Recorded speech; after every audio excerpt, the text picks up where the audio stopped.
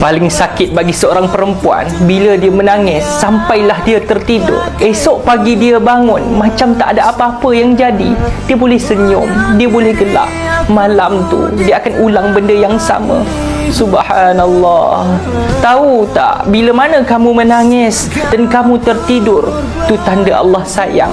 Allah kerahkan makhluk bernama mengantuk untuk tidurkan kamu, untuk rehatkan kamu.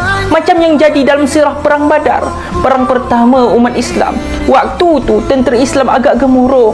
Apa yang Allah buat untuk tenangkan? Dia hantarkan makhluk bernama mengantuk. Allah tidurkan tentera Islam. Bila bangun pagi-pagi, mereka jadi segar semula.